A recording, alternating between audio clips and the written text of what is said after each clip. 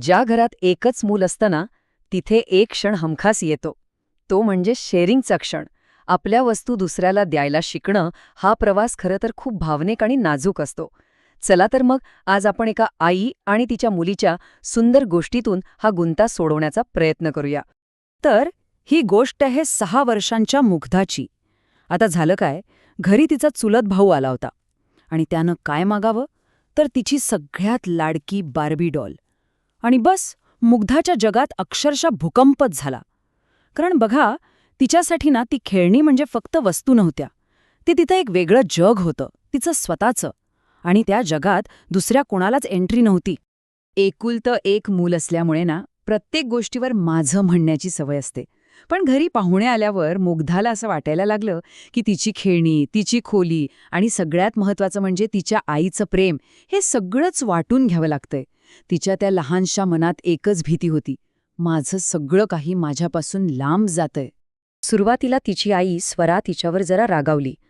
पण रात्री जेव्हा ती मुग्धाच्या खोलीत गेली, तेव्हा मुग्धाने रडत रडत एक असा निरागस प्रश्न विचारला की स्वराचं काळीजच पिळवटून गेलो. तिला खरं तर खूप अपराधी वाटत होतं, पण तिला तिची खेळणी शेअर करायची नव्हती हेही तितकंच खरं होतं.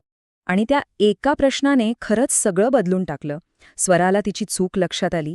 तिला कळलं की आपली मुलगी स्वार्थी नाहीये, ती फक्त गोंधळलेली आहे. तिला रागावून चालणार नाही, तिला प्रेमाने समजावून सांगावं लागेल. तिला वस्तू वाटून घेणं आणि प्रेम वाटून घेणं यातला फरक शिकवावा लागेल. मग स्वराने एक खूप सुंदर मार्ग शोधून काढला. तिने मुग्धाला प्रेम आणि वस्तू यांतला फरक समजावून सांगायचं ठरवलं.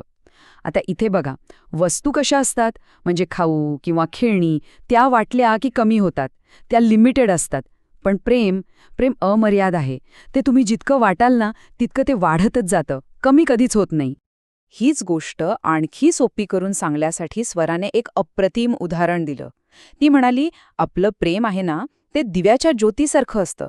विचार कर, एका ज्योतीने आपण दुसरी ज्योत पेटवली तर पहिल्या ज्योतीचा प्रकाश कमी होतो का? नाही ना, उलट प्रकाश आणखीनच वाढतो. आणि हे उदाहरण थेट मुग्धाच्या मनाला भिडलं. आईचं प्रेम कधीच वाटलं जाणार नाही हे तिला पटलं. पण फक्त समजावून सांगणं पुरेसं नव्हतं. या सुंदर विचाराला प्रत्यक्ष आयुष्यात आणण्यासाठी स्वराने काही सोपे आणि प्रॅक्टिकल नियम बनवले, जेणेकरून मुग्धाला शेअरिंग करणं खूप सोपं जाईल.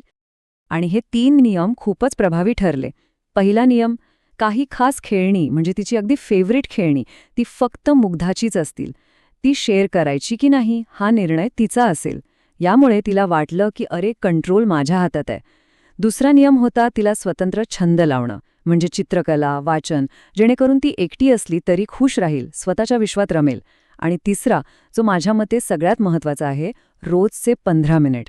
हे 15 मिनिट फक्त आणि फक्त मुग्धाचे. आईबाबांचा पूर्ण वेळ फक्त तिच्यासाठी, जो तिला कोणासोबतही शेअर करायचा नव्हता. आणि या सोप्या नियमांमुळे ना, शेअरिंगची जी भीती होती तिच्या मनात ती हळूहळू खरंच कमी झाली. या सगळ्या अनुभवानंतर स्वराने मुग्धासाठी एक पत्र लिहिलं. हे फक्त शब्द नव्हते, तर तिने दिलेल्या शिकवणीला आणि तिच्या प्रेमाला कायमचं मुग्धाच्या मनात घर करून ठेवण्याचा हा एक प्रयत्न होता. त्या पत्राची सुरुवातच खूप सुंदर होती. स्वराने आधी मुग्धाच्या भावनांना समजून घेतलं की हो, एकुलतं एक असणं हे कधीकधी ओझ्यासारखं वाटू शकतं. पण मग तिने तिला एक खूप मोठी गोष्ट शिकवली, तू स्वतःचीच सर्वात चांगली मैत्रीण आहेस. या एका वाक्याने तिचा आत्मविश्वास नक्कीच वाढला असेल. आणि या पत्राचा खरा आत्मा इथे आहे. स्वरानी लिहिलं, माझं आणि तुझं या छोट्याशा जगाच्या पलीकडे एक खूप मोठं, खूप सुंदर जग आहे. आणि ते जग आहे आपलं जग. आणि या आपल्या जगात जायची किल्ली म्हणजे शेअरिंग. कारण जेव्हा आपण वाटून घेतो तेव्हा नाती तयार होतात आणि एकटेपणा कायमचा संपून जातो. आणि पत्राच्या शेवटी स्वराने ते वचन दिलं ज्याची मुग्धाला सगळ्यात जास्त गरज होती. तू आमचं विश्व आहेस आणि आमचं प्रेम तुझ्यासाठी कधीही कुणासोबतही वाटलं जाणार नाही. हे एकच वाक्य तिच्या मनातील सगळी भीती घालवण्यासाठी पुरेसं होतं. स्वरा आणि मुग्धाची ही गोष्ट आपल्याला एका महत्त्वाच्या विचारावर आणून सोडते. माझं म्हणण्यात एक प्रकारची सुरक्षितता नक्कीच आहे, पण आपलं म्हणण्यात जो आनंद आहे, जी सोबत मिळण्याची भावना आहे, ती त्यापेक्षा कितीतरी पटीने मोठी आहे. हाच आनंद आपण आपल्या मुलांना रागवून नाही तर प्रेमाने कसा शिकवू शकतो, हाच खरा प्रश्न आहे.